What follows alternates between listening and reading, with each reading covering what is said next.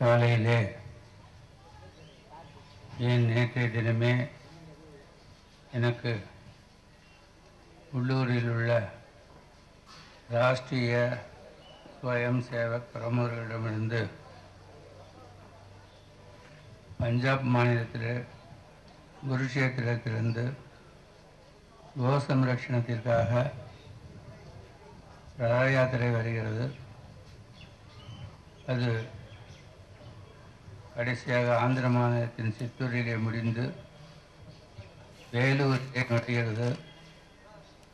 நுழைவாயிலேயே சென்று நீங்கள் எதிர்கொண்டு அவர்களெல்லாம் வரவேற்று ஆசீர்வதிக்க வேண்டும் என்று கேட்டுக்கொண்டார்கள். அதன்படி இன்றைய தினம் காலையிலே பூஜை முடிந்தவுடன் உணவு எதுவும் எடுத்துக்கொள்ளாமல் நேரே வேலூரிலே உள்ள கோட்டை மைதானத்திற்கு சென்றோம். அங்கே விரிவான ஏற்பாடுகளை செய்திருந்தார்கள். வேலூர் நகர மக்களும் வேலூரை சுற்றியுள்ள அண்டை மாவட்ட மக்களும் குடியாத்தம் போன்ற பகுதிகளிலே இருந்து வந்த மாணவ மணிகளும் ஆசிரியர் பெருமக்களும் ஏராளமான அளவிலே வந்து கலந்து கொண்டார்கள். அதிலே குடியாத்தம் மாணவிகள் மிக அருமையானதொரு கோமாதா எங்கள் குலமாதா என்ற பாடலுக்கு ஒரு சிறந்த நாட்டிய காட்சியை அமைப்பாக அமைத்திருந்தார்கள். இதுபோன்று இன்னும் பலவற்றை அங்கே நேரிலே கண்டோம். கோ சம்ரட்சணம் என்பது இன்று நேற்று வந்ததில்லை. எல்லா திருக்கோவில்களிலும் பசுமடங்கள் உண்டு. பசுவை பாதுகாப்பது என்பது நம்முடைய சமய மரபாகவே இருந்து வருகிறது. இன்னும் பெருந்திருக்கோவிலெல்லாம் இந்த பாக்கெட் பால் எல்லாம் வாங்கி அபிஷேகம் பண்ணுறது கிடையாது. பசுமரத்தில் இருக்கிற நல்ல பசும்புல்லை தின்கிற நல்ல செழுமையான பசுவின் பாலை கலந்து கொண்டு சென்றுதான் குடங்குடமாக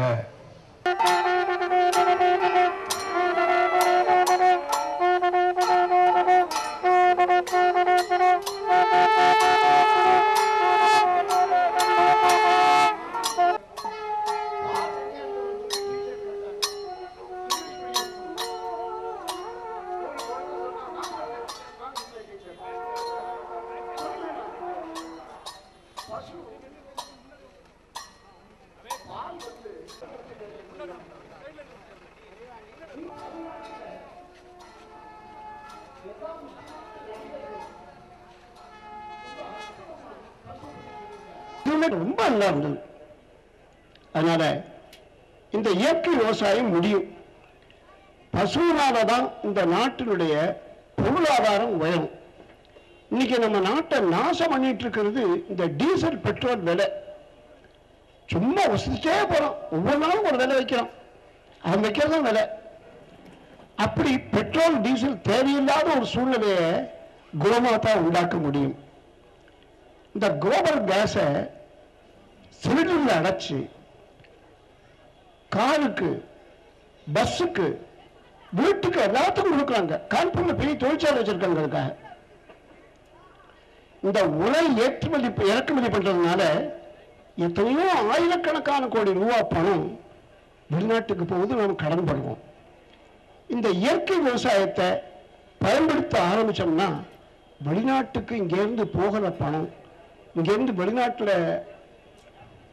வெளிநாட்டுக்கு நாம் செலவு பண்ற பணத்தை எல்லாம் மிச்சம் பிடிச்ச முடியும். இந்த நாட்டையே ஒரு சொர்க்கமா மாற்ற முடியும். அதுக்கு இந்த இயற்கை விவசாயத்தை நாம் கொண்டு வரணும். காற்றாலையிலிருந்து, சூரிய ஒளியிலிருந்து நம்ம நாட்டுக்கு தேவையான 25% சக்தி கிடைச்சிட்டு இருக்கு. நாட்டுக்கோட்டை செட்டியார் நகரத்தார்னு சொல்லுவாங்க. அந்த நாட்டுக்கோட்டை செட்டியார் தான் தமிழ்நாடு முழுக்க முக்கியமான கோவில்கள்,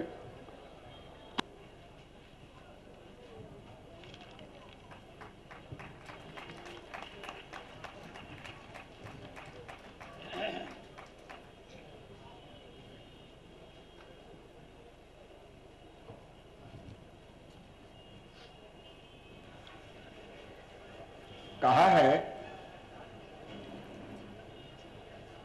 गाय मरी तो बचता कौन, और गाय बची तो मरता कौन।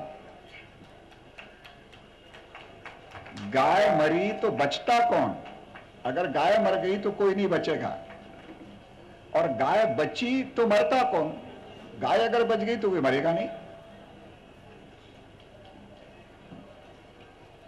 तो इस गाय के महत्व को सर्वसाधारण जनता के बीच में पहुंचाने के लिए और कितने कालों से प्रयत्न हो रहे हैं। वास्तव में मुगलों का जब राज्यकाल था उस समय